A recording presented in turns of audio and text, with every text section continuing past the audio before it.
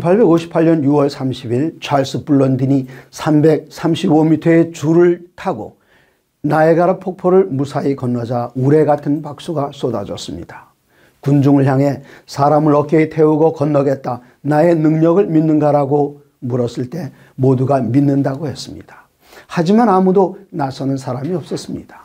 이때 그의 매니저 헨리 콜코드가 떨면서 나섰습니다.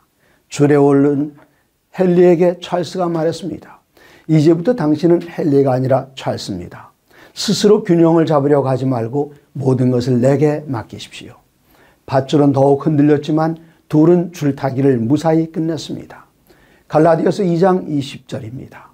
내가 그리스도와 함께 십자가에 못 박혔나니 그런즉 이제는 내가 사는 것이 아니요 오직 내 안에 그리스도께서 사시는 것이라. 나 자신이 없어지고 주님께 맡기면 모든 것이 가능합니다. 창세기 1장에는 하나님께서 천지를 창조하시던 그 주간을 묘사하며 거의 매일 언급한 말씀이 있습니다. 하나님이 보시기에 좋았더라. 저녁이 되며 아침이 되니. 그리고 마지막으로 그대로 되니라입니다. 창세기 1장 29절 30절입니다. 하나님이 이르시되 내가 온 지면에 씨 맺는 모든 채소와 씨 가진 열매 맺는 모든 나무를 너희에게 주노니 너희의 먹을거리가 되리라. 또 땅의 모든 짐승과 하늘의 모든 새와 생명이 있어 땅에 기는 모든 것에게는 내가 푸른 풀을 먹을거리로 주노라 하시니 그대로 되니라. 하나님의 형상과 모양을 따라 사람의 몸을 설계하시고 제작하신 하나님께서는 생각하고 활동하는 인체라는 기계에 가장 합당한 연료가 무엇인지 잘 아시고 가장 좋은 식물을 주어 먹게 하셨습니다. 하나님의 모든 말씀으로 사시기 바랍니다. 사도행전에 나오는 이야기입니다. 사도 바울이 성령이 충만하여 귀신을 쫓아내자 돌아다니며 마술하는 유대인들과 제사장 스게와의 7 아들들이 바울을 흉내내어 예수의 이름으로 귀신에게 나가라고 명했습니다. 악귀가 대답하여 이르되 내가 예수도 알고 바울도 알거니와 너희는 누구냐 하며 악귀 들린 사람이 그들에게 뛰어올라 눌러 이기니 그들이 상한 몸으로 그 집에서 도망하는지라. 사도행전 19장 15절 16절이었습니다. 바울이 쫓아낼 수 있던 귀신을 그들은 왜 쫓아내지 못했습니까? 바울은 자신을 하나님께 드려 하나님의 소유가 되었고 하나님의 소유인 바울은 성령이 충만했기 때문입니다. 성령께서 함께 하시지 않거나 하나님의 소유가 아니면 오히려 귀신의 공격 대상이 됩니다. 하나님의 모든 말씀으로 사시기 바랍니다. 단 하루도 거르지 않고 매일 재난 소식이 들려옵니다. 그러나 지진이나 화산 폭발은 인간이 막을 수 없지만 기후의 변화로 인한 빙하의 침식, 홍수, 동식물의 멸종, 겨울의 한파와 여름의 폭염은 예방이 가능합니다. 이런 재난은 인간들이 만들어내는 온갖 오염물질이 원인이 되지만 주 오염물질인 이산화탄소보다 23배나 더 많은 온실가스는 육식을 위해 사육되는 소나 돼지가 뿜어내는 메탄가스입니다. 전 세계에서 가장 많이 온실가스를 배출하는 나라는 중국이며 두 번째가 미국, 그리고 세 번째는 소들이 배출하는 온실가스입니다. 인류가 식품을 육식에서 채식으로 바꾸면 해결될 일입니다. 신명기 10장 14절입니다. 하늘과 모든 하늘의 하늘과 땅과 그의 만물은 본래 내 하나님 여호와께 속한 것이로되 하나님의 모든 말씀으로 사시기 바랍니다.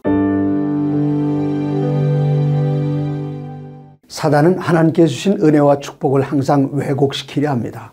자비롭고 용서하기를 즐겨하신 아버지를 항상 잘못을 찾아내 벌을 주기를 원하시는 분으로 인식시키려 애씁니다. 마지막 시대에 사람들에게 소망을 주는 계시록을 어려운 책으로 묘사하여 펼치는 것도 부담스럽게 만듭니다. 축복으로 주신 안식일을 안식일 문제로 표현하게 만들기도 합니다. 사단이 가져다 준 여러 가지 왜곡된 생각들 가운데 하나가 하나님의 계명입니다. 시편 1편 2절에서 시편 기자가 복 있는 사람을 묘사할 때 오직 여호와의 율법을 즐거워하여 그 율법을 주야로 묵상하는도다라고 노래한 하나님의 율법을 지키기 힘들고 사람을 올가매는 굴레로 생각하게 합니다. 사도 바울은 율법은 거룩하고 계명도 거룩하고 의로우며 선하다고 로마서 7장 12절에 말했습니다. 나의 경쟁자보다 지혜롭게 되는 비결이 있습니다. 시편 119편 98절입니다. 주의 계명들이 항상 나와 함께하므로 그것들이 나를 원수보다 지혜롭게 하나이다. 시편 19편 8절에는 하나님의 계명은 순결하여 눈을 밝게 하시도다라고 했습니다. 시편 19편 9절로 11절에는 여호와의 법도 진실하여 다 의로우니 금 곧 많은 순금보다 더 사모할 것이며 꿀과 송유꿀보다 더 달로다. 또 주의 종이 이것으로 경고를 받고 이것을 지킴으로 상이 크니다라고 노래했습니다. 시편 기자는 119편 10절과 35절에 이렇게 기도합니다. 내가 전심으로 주를 찾아 싸우니 주의 계명에서 떠나지 말게 하소서. 나로 하여금 주의 계명들이 길로 행하게 하소서. 내가 이를 즐거워함이니이다. 오늘도 하나님의 계명 안에서 기뻐하고 즐거워하며 지혜롭게 사시기 바랍니다. 어느 날 3살짜리 손녀와 화상통화를 하는 중에 손녀가 십계명을 암송했습니다. 옆에서 지켜보던 며느리의 모습이 자랑스러워 보였습니다. 그때 며느리에게 십계명을 암송하려면 첫 번째 계명부터 암송하는 대신에 전문부터 암송해야 한다고 말해줬습니다. 출애굽기 20장 2절입니다. 나는 너를 애굽 땅 종되었던 집에서 인도하여 낸 내 하나님 여호와니라. 십계명에서 전문인 이 부분이 없다면 십계명은 무미건조한 일방적인 명령에 지나지 않습니다. 십계명을 주신 하나님은 아브라함과의 약속을 기억하시고 430년 동안 애굽 사람에게 종살이하던 히브리인들을 애굽 사람들과 애굽의 신들과 싸워 이기고 그들을 구천해내신 능력 있는 하나님입니다. 이 세상의 어느 신보다 강하고 능력 있는 하나님이십니다. 하나님의 모든 말씀으로 사시기 바랍니다. 너는 나 외에는 다른 신들을 내게 두지 말라. 출애굽기 20장 3절에 기록된 첫 번째 계명입니다. 십계명의 전문인 나는 너를 애굽 땅 종되었던 집에서 인도하여 낸 내 하나님 여호와라는 말씀을 기억할 때 다른 신들을 내게 두지 말라는 명령은 금지의 명령으로 읽혀지는 대신 나같이 능력 있는 신을 경험했는데 세상에 어떤 신도 안중에 없을 것이라는 말입니다.